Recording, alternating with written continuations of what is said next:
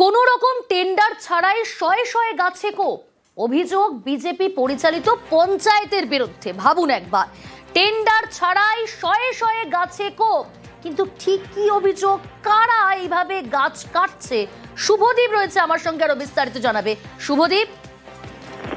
দেখো প্রিয়াঙ্কা, বেশ কিছুদিন ধরে অভিযোগ উঠছে খানাকুলের যে অরোরা খাল, সেই অরোরা খাল কিন্তু গত 1 বছর ধরে সংস্কারের কাজ চলছে এবং সেই অরোরা খাল যে যে এলাকার উপর দিয়ে বিস্তৃত, সেই এলাকার কিন্তু অরোরা খালের পাশে দুপাশে কিন্তু প্রচুর গাছ রয়েছে এবং সেই গাছই এবং ঠাকুরানী চক, খানাকুলের যে ঠাকুরানী চক পঞ্চায়েত রয়েছে বিজেপি পরিচালিত, সেই পঞ্চায়েতের মাইনান এলাকায় কিন্তু শয়ে শয়ে গাছ কাটার অভিযোগ উঠছে। প্রায় 300-র বেশি গাছকে টেন্ডার ছাড়াই বিনা অনুমতিতে অবৈধভাবে কেটে নেওয়া হয়েছে বলেই এমনটাই অভিযোগ উঠেছে।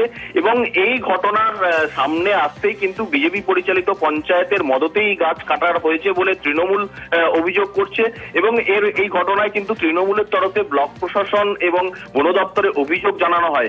যদি এই ঘটনার তদন্তে আজ বন দপ্তরের আধিকারিকরা এবং বন দপ্তরের আধিকারিকরা স্পষ্টত স্বীকার করছে যে এই গাছ কাটার জন্য কিন্তু কোনো রকম অনুমতি নেওয়া হয়নি, তবে কে গাছ কেটেছে তা তদন্ত সাপেক্ষ এবং সেই নিয়ে কিন্তু এই মুহূর্তে বন দপ্তর তদন্ত শুরু হয়েছে গোটা ঘটনায়। বেশ,